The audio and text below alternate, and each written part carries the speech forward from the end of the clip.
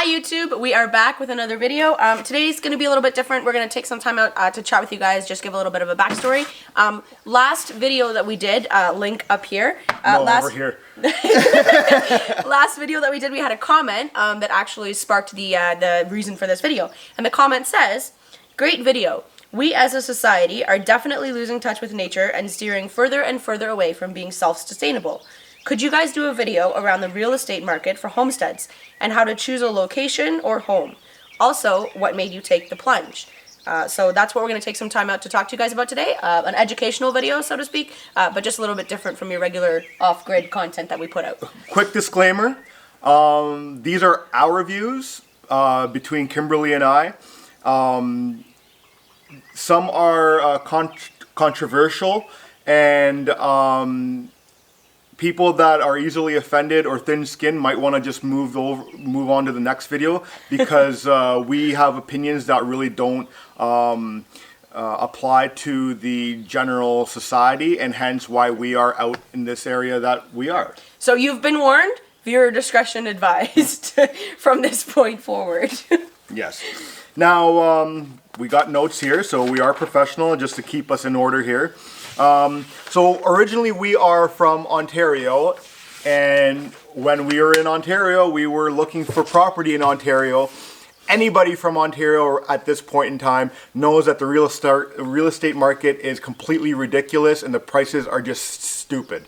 So we looked in Northern Ontario where we thought it would be cheaper, and lo and behold, things were just flying off the market there too, over asking. The properties weren't exactly what we were looking for either. It was enough land and small cabin, decent cabins, not enough land, or the whole property was perfect except for that there was no solar or off-grid power, which is something that we wanted for sure. And water. If some properties that we were looking at, you had to haul in your own water from God knows where, and so we didn't want that either. Or they were still on city water, which we didn't want to deal with either. So we wanted to be completely off-grid and not dependent on any utilities. Yeah, that was something that was really, really important to us. And so we started looking outside of the province. We didn't go east because I've never been out east, so we really didn't go out there. Quebec is not our thing, which we found some properties there, but I'm going to stay out of that topic. And so we went out west, and the prairies, if anyone's driven across Canada, knows the prairies is pretty boring to look at. So we kept on moving further east, and we ended up in BC, and the way that came about was I was sitting in my office one day and Kimberly came in and said, "What about BC?" That's legitimately all I said, guys. And then I went, I was in teacher's college at the time, and I went off to teacher's college, and then went to go to my lessons for teaching and etc. Saw all my students, and I came home that night, and Andre had multiple properties that he'd been researching and had lined up, and there were lots of properties in BC. There were multiple locations that we looked at. That's right. And there were multiple locations, yeah, that were here. This one ultimately obviously was the one that we decided on, simply because it had everything that we wanted. But as far as location goes, yeah, this is what we decided. Mm-hmm. So there wasn't actually, there was a realtor for the property, but the realtor didn't actually get back to us before the owners themselves did. Yes. I'll let Andre talk about that for a second. But yeah, the owners we got a hold of, which was pretty cool. Yeah, so what happened was I reached out to the real estate agent that was, I think it was on MLS actually, and I never got a response. Well, I think I got one response, and then it kind of just kind of fell off there, and I'm thinking that was because first off we're young, and and we're out of province. The realtor was probably thinking that nothing's going to materialize from this couple here, and so what I ended up is, being that I'm a pretty aggressive person in life, abrasive, was how someone once described aggressive, persistent, whatever you want to call it. I started looking around and I ended up on Kijiji and found this exact same property, and I sent out a message, and probably within half hour that person responded back to me, which I thought was the assistant to the realtor, which ended up being the owner of the property, which actually worked out really well because they were able to give us all the information about the property, where the realtor that was listing the property didn't even come out to the property to look at what she's selling, which kind of doesn't make sense to me either. But whatever, to each their own. Exactly. The owners were fantastic for sure. For the previous owners that we bought the property from, they had a lot of knowledge about the place. Obviously, it's their home, so that was really fortunate for us. One thing that we did have to deal with, something that to consider if you're looking at buying things out of property or out of province, something that we had to deal with was getting a BC lawyer. And so the realtor that we dealt with for this place actually referred us to a BC lawyer that was able to help us out in that sense, and also work with our lawyer in Ontario in order over the Christmas holidays, no doubt, to be able to work together in order to get. Yeah, we actually used the seller's realtor instead of finding our own, just because it's so remote and the realtors were so limited. We just decided to use the realtor that the sellers were using, and then she referred us to a lawyer here in BC, which was great to work with, and she was very kind enough to work with our lawyer in Ontario, like Kimberly mentioned, over the Christmas break. And the reason we went with the lawyer we used in Ontario was a different lawyer than I used all through my real estate career, because and this is something you got to realize in business, is you can never rely on someone when it comes to business. So I've used a lawyer for years and years in the real estate business in Ontario, and that same lawyer came to me and said that they can't help me during Christmas break, even though this is something that we needed to get done to sell during off two properties. Yeah, and we'll get into. We'll get into how we got out here. Is Kimberly and I owned a property in Ontario. I had some real estate, and we were just finishing up a flip project in Ontario as well. And we sold everything that we had and pooled all that money together and purchased this property out here. And so we didn't come out to see the property. We just went based on what the pictures were showing us, which there was quite a bit of pictures, and what the owners were telling us. And I know that's a little sketchy to go on what the owners are saying, because all they want to do is get rid of the property. And this property was sitting for, I believe, 2 years? It was, just one. Just one year? Yeah. Just 1 year before they even had any offers on it. So we knew that they wanted to sell, but we also have, like anything in life, you got to take risks in life. You have to go on your gut feeling, and so that's kind of that's what we did. And we actually bought this place sight unseen, which was a big risk, yes, of course, but we put it out there. We decided we were going to take that jump, and that's what came of it, and it worked out really well, better than we could have ever expected, to be honest. And the thing is, we found, like Kimberly said, we found multiple locations in British Columbia, and as a matter of fact, there's, I believe, 4 properties in our area that are for sale as well. I don't believe they're on MLS. They're all private sales. Private sales, yeah. So there are multiple locations in BC if anyone is looking for off-grid properties, homesteads, anything like that. And to give you an example, the price points are substantially lower than Ontario. Now in Ontario, things there are probably about $500K and above for something completely set up. And to give you a little reference, this whole property all in was under $300K. That's including our lawyer fees and actually moving out here as well. Yeah. Yeah. Which might sound crazy to some people, but when you think about the real estate market in Ontario, it's been driven up for sure. Yeah. British Columbia is not the same way at all. Now, one thing you have to consider when you're looking, which we found out, is when you're looking to buy this properties out here in remote locations, you have to understand that There is no emergency vehicle services out here, so there are no fire departments, no police services, no ambulances like that. So when you do get a house, it was very difficult to buy something with a mortgage. So we had to buy this property outright and not have a mortgage. And that also brings us up to the next point, house insurance. So if you get a mortgage, that is the reason you need house insurance, because the bank requires you to have house insurance. Now, if you were to get house insurance on this property, you're looking at $700 per month on just the house insurance alone, on top of your mortgage payment if you were to get a mortgage.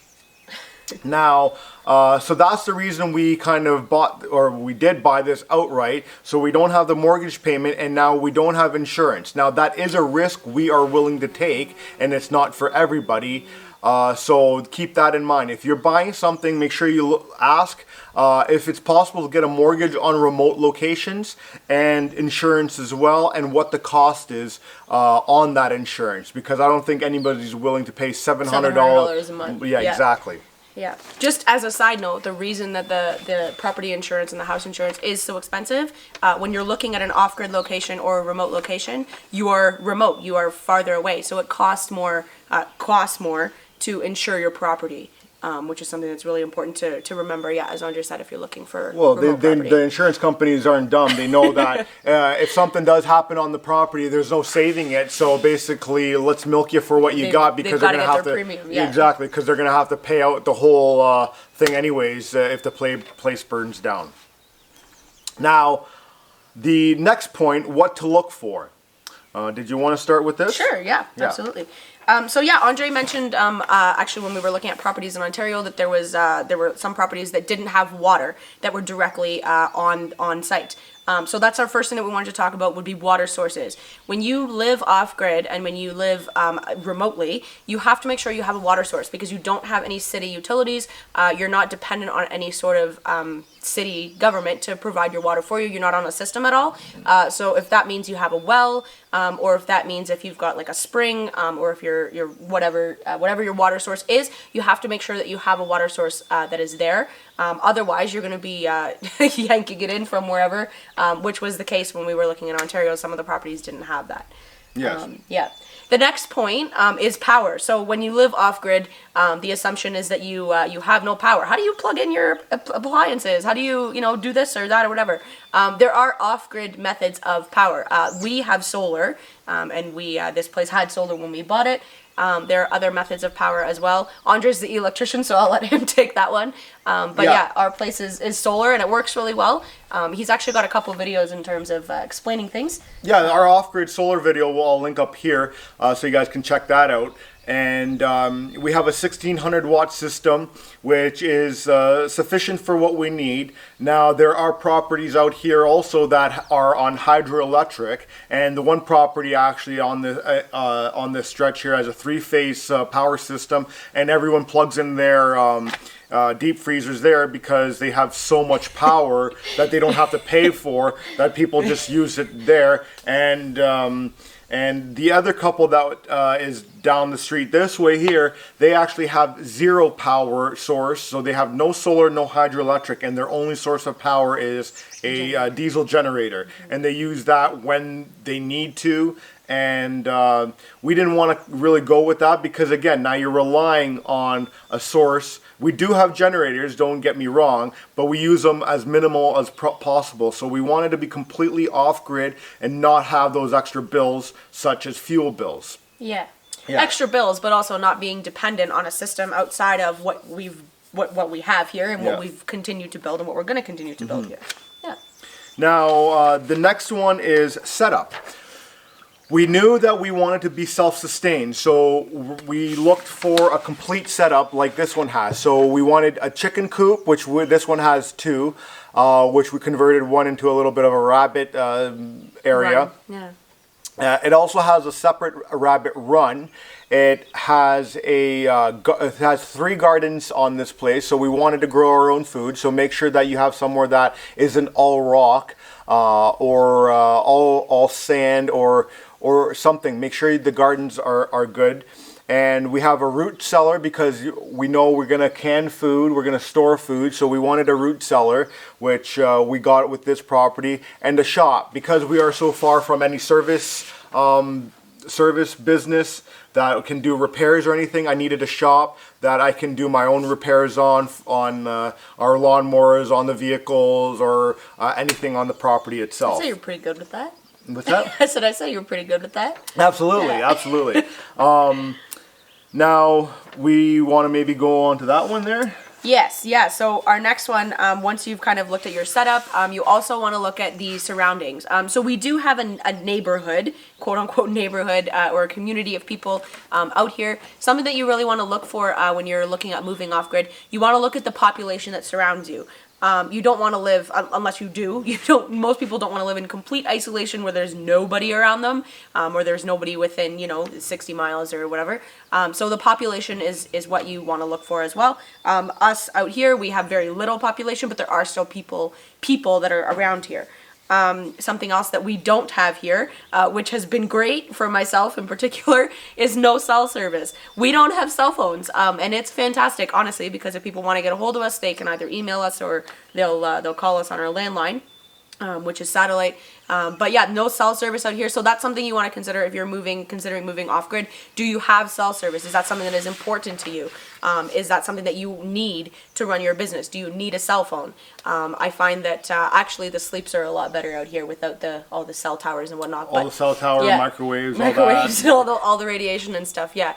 But that's something else that you want to think about for sure. If there's cell phone service or if there's not, and then if there is, if you're going to be paying a premium for those rates as well. No, I'd like to just touch on that. So when you do look to move off grid, you need to understand, kind of do a self-check. What is important to you in life? What do you need? Do you actually need a cell phone? I know it's convenient to have a cell phone, but do you need to have a cell phone? If you need a cell phone, now you're going to limit yourself to where you can move. So, like Kimberly said, we do have technology. We do have ways to communicate with people. Now we're back to the old school way of actually picking up the phone and calling someone, or emails, or we can do Zoom like what a lot of people do now. So make sure you do a self-check. Do you actually need these things in your life? Yes, absolutely. Or actually a couple more things. So one thing that we really looked for when we moved out off-grid was unincorporated land. And the reason for that is because we wanted to make sure that we were on self-sustained land that's not going to be developed at any point in the future, has no risk of being developed at some point in the future, maybe and there's no municipality that controls this area either. Yes, yeah. So that was my next point. Yes. Yeah, thank you. Yeah, there's no municipality. There's no sense of government out here. As one of our neighbors so kindly pointed out, we govern ourselves.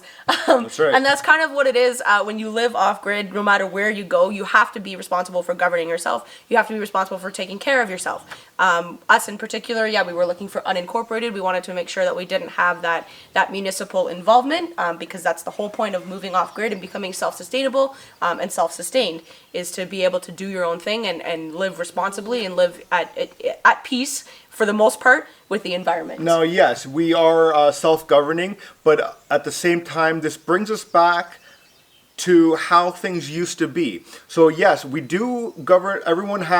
We're pretty separated down in this area here. However, there's a tight-knit community that if you ever needed help, or if anyone was ever in trouble, everyone's gonna drop what they're doing at that point in time to come and help that individual, no matter what it is, no matter what time of day. And that you're not gonna find in the city these days, I don't believe, unless it's a family member or a close friend. These people we did not know this time last year. However, at any point in time, they're willing to help us. Like when I got my truck and trailer stuck down there, they came out to yank me out. When my snowblower wouldn't start up, they came and helped me out. When they needed help with the solar or their power generators, I gave up what I was doing that day to go and help them out. So it's back to the basics out here, which I love. Yeah, I love that too. Actually, yeah, case in point, just one more example. When we first moved out here on our first day here, actually there was something going on with the water heater. I think one of the pipes had frozen over the winter. Nobody knew us at that point, and the gentleman down the street dropped what he was doing without knowing, who we were or anything, and came here and helped us fix it, which was really nice. So that's right. Just one more example. But yeah, that's another thing when you live off grid, the importance of looking at the population around you, to be able to make sure that you have that kind of tight-knit community that can help each other out. That was our idea for sure. Okay, so our last points for what you want to kind of look for. As we mentioned, we are on unincorporated land. We are on free range sort of land.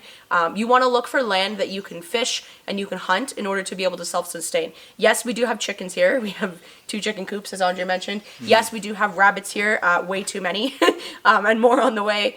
Yes, we do have goats, right? Like, we are self-sufficient, but you want to make sure that you have other sources of food should you need to go outside of your homestead in order to find them. So you want to look at the land around you and make sure that it's sustainable, or fruitful rather, for fishing, because fish is an important staple of people's diets, as well as hunting, whatever hunting you might do. Andre does more of that than I do.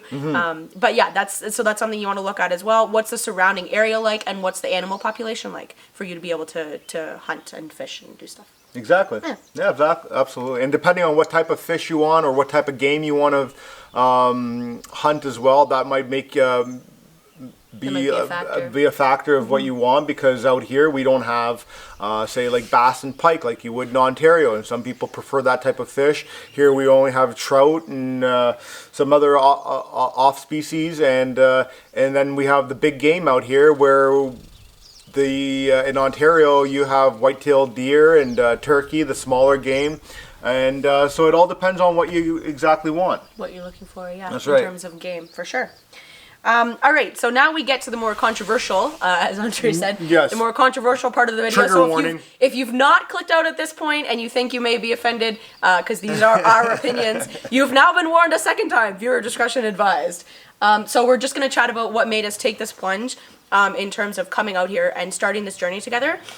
So since we've been together, which has actually been only about 3 years, we have been talking about living off-grid or living in the country. We just always kind of saw it as a retirement thing, as when we were older. As Andre mentioned, we are young. We're not people that are retiring or anywhere close to retiring age or retirement age. And we decided that we were going to do it now. With everything that was going on and what has happened with society lately, we decided, well, why wait? Why make it something that we're gonna wait for?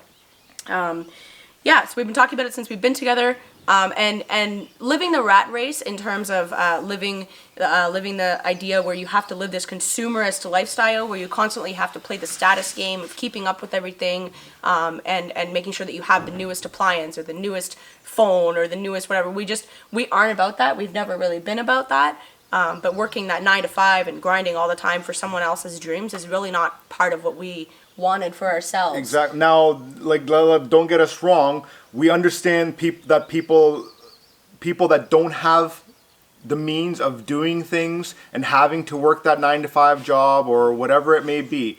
But I know many people that have millions in the bank, and they're still out there just grinding it day and night, and never having a time for themselves. And you got to ask yourself, at what point is enough? And I had a relative, should I say, tell me at one point in my life that you got another 40 years of doing something and 40 more years of work. And this individual that told me that, I never heard anything positive in those 40 years that they told me that they liked about their job. Now, why would you want to work at a job for 40 years that you hate or that you dislike? Now, I understand you don't have options, but at the same time, you have options to do something else, such as opening up your own business. Yes, it takes more work, and it's even more tiring, but I'd rather do something for myself than like you said, I'd rather work on my own dreams than somebody else's dreams. Someone else's, yeah. So that working 40 years stuck in my head of that's not going to be me. I'm not going to be sitting there working 40 years at a job just to hit retirement and just to start enjoying my life then. Forget that nonsense. This life, yes, it is a lot more difficult, especially for Kimberly, who's never lived this lifestyle. And like, kudos to her for coming out here and learning this and grinding it out.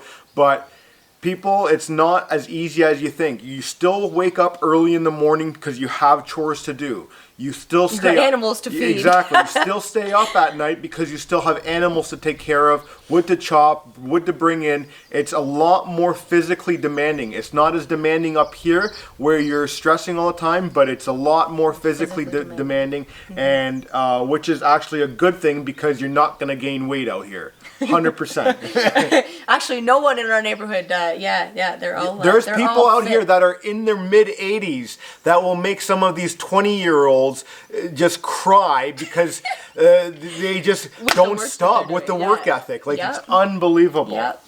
I think in terms of just touching on what Andre said briefly, whatever you do in life, if you have to work a 9 to 5 because you need to pay those bills and whatever, absolutely go ahead and do that. But whatever it is you do in life, you were born to do more than work and pay bills and die. Find a side hustle. Find something that makes you happy, like that brings you money at the same time. And that's really what it's about, because you can have your own sense of freedom at that point too. Everyone has a different journey to walk, and everyone has a different role in life to play.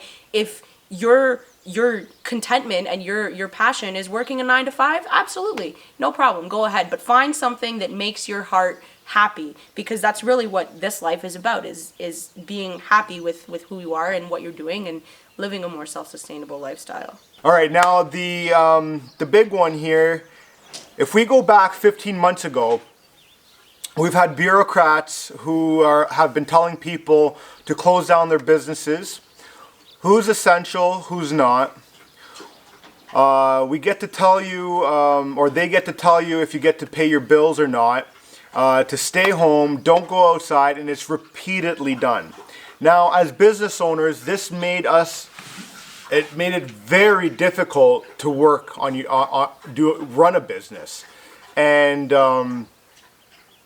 we don't want to use certain words because we don't want to get censored here, so read between the lines. I didn't want to go out to a job and get interrogated every time I'm going to do something.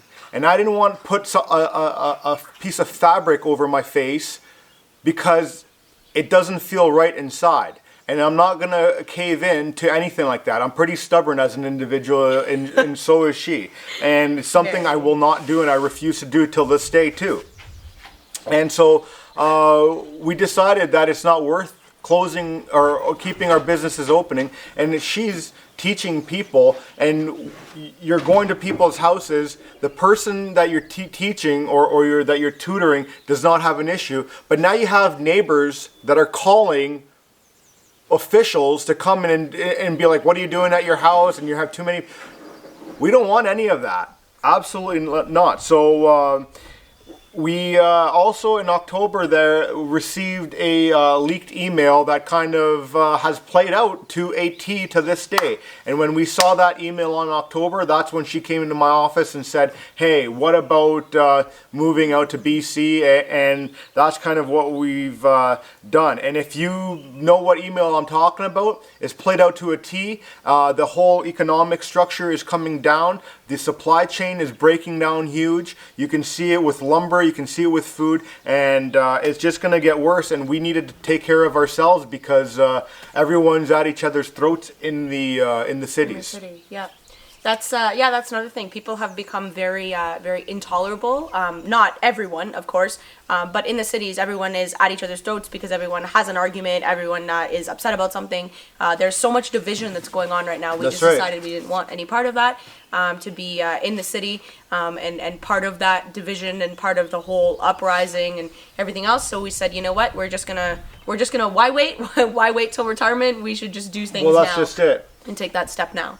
And if you keep up, like I know some of us will label us conspiracy theorists, but if you do your research out there, it's you'll see it. But people like to bury their hands in the heads in the sand, exactly, or put the blinders on. And there's a saying by the globalists right now. that you're gonna own nothing and be happy. Not me. Now, think about that. Are you okay with that? If you hear about certain companies, they're buying up real estate so that they can turn them into renters' properties, there's something going on there.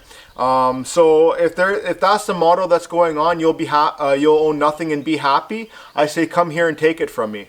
That's that's kind of where we're going to be standing at. Exactly. Yeah, that's where we stand at this point.